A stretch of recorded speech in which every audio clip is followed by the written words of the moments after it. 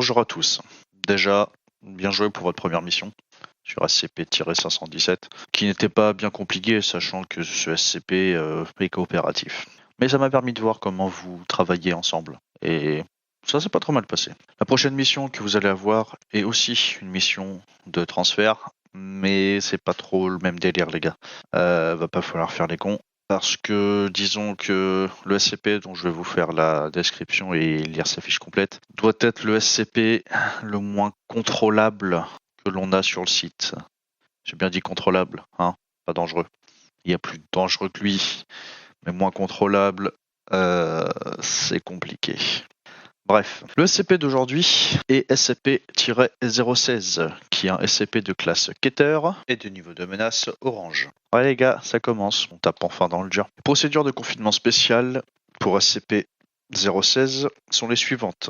Donc, SCP-016 doit être contenu en permanence dans une chambre de confinement de 5 mètres par 5 mètres par 5 mètres, soit 5 mètres cubes, qui doit être maintenu à une température n'excédant pas 0 degré Celsius. SCP-016 lui-même doit être conservé dans une boîte de pétri à l'intérieur du cube de confinement en permanence, sauf ordre contraire de niveau 4 ou d'un O5. Un dossier d'expérimentation complet doit être transmis avant de pouvoir obtenir l'autorisation de prélever un échantillon de SCP-016 et de le dupliquer. Un dossier compulsant les résultats de l'expérience devra également être remis. Le non-respect de ces procédures résultera en une élimination ou en une réassignation en tant que personnel de classe D.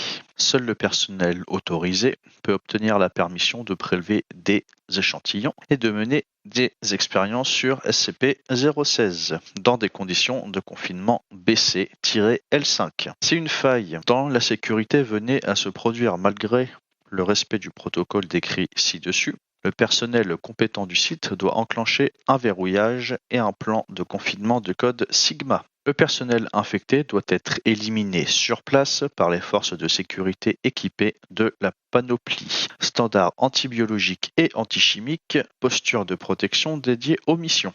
Donc les PPDM. Si l'infection n'est pas jugulée au bout de 48 heures, l'installation nucléaire du site doit être déclenchée. Le personnage restant ne doit en aucun cas être évacué. Encore une fois, pendant le transfert, faites pas les cons. SCP-016 a été observé survivant 6 heures dans le sang et jusqu'à plusieurs minutes dans l'air. Des rayons ultraviolets de grande intensité et un détergent à forte concentration de chlore se sont montrés efficaces pour stériliser les composants non organiques. La description de SCP-016 est la suivante. SCP-016 est un agent pathogène infectant le sang découvert sur un mineur qui s'était blessé en travaillant dans une veine de charbon profondément enfouie. La blessure fut contaminée par la poussière de charbon provenant de la mine, l'infectant probablement via des spores en sommeil. Durant les jours qui suivirent, SCP-016 s'employa à contaminer les ouvriers restants du camp des mineurs ainsi que l'équipe de crise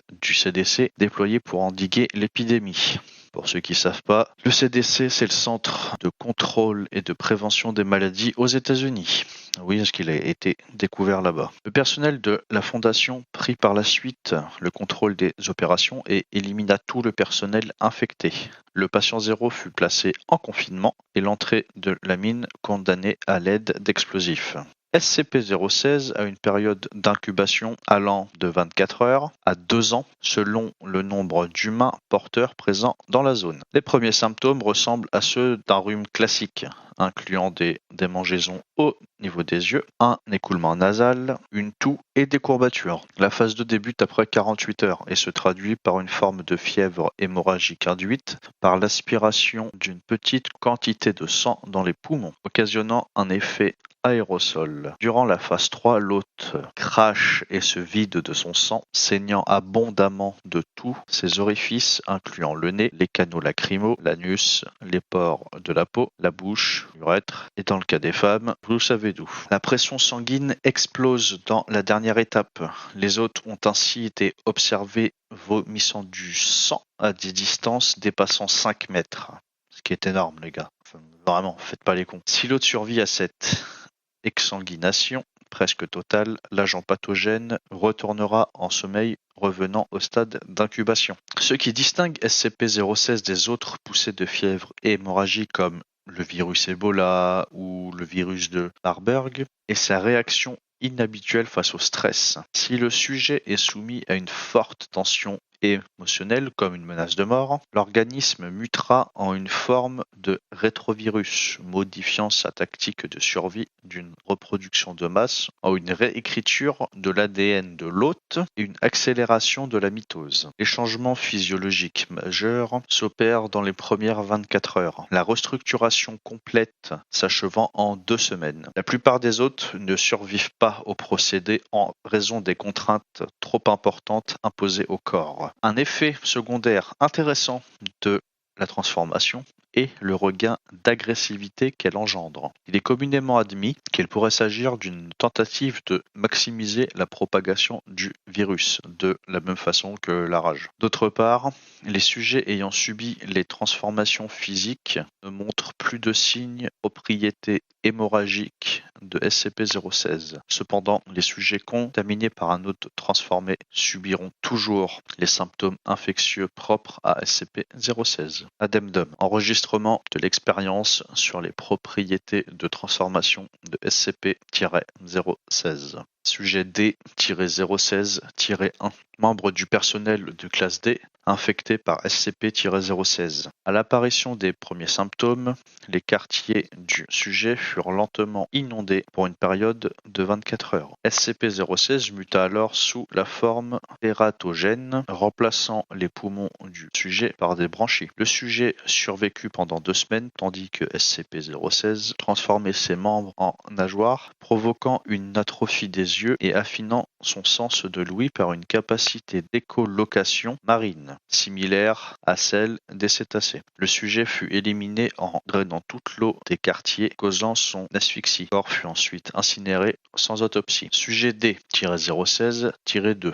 Membre du personnel de classe D infecté par SCP-016. À l'apparition des premiers symptômes, les quartiers du sujet furent lentement inondés pour une période de 24 heures. SCP-016 muta alors sous la forme tératogène, provoquant une croissance musculaire rapide et augmenta la taille des articulations des mains. Le sujet tenta alors de s'échapper de la zone de confinement en frappant sur la porte en acier renforcé. Le sujet échoua de sa tentative et mourut par noyade. Note. Situation identique, 2 réactions différentes. Très intéressant par le docteur.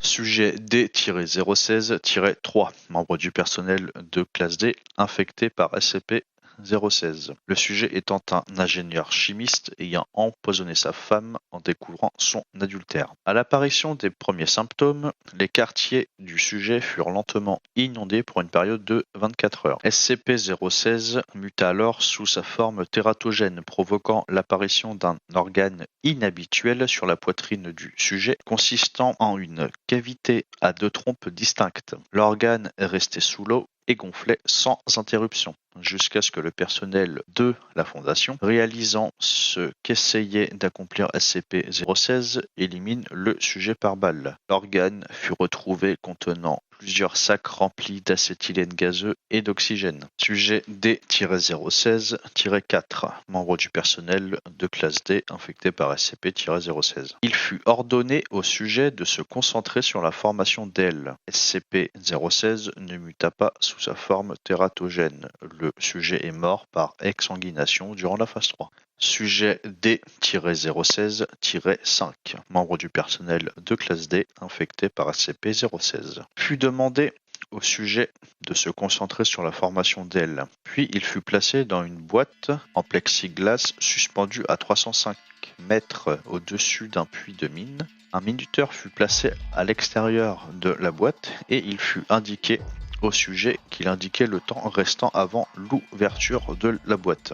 SCP-016 muta alors sous sa forme tératogène, provoquant l'apparition d'un organe semblable à une tentacule sur son poignet gauche, similaire à une filière d'araignée. Sujet étendit l'organe en question à travers l'une des aérations de la boîte et sécréta une substance résistante similaire à de la soie, permettant par la suite de lier la boîte au câble.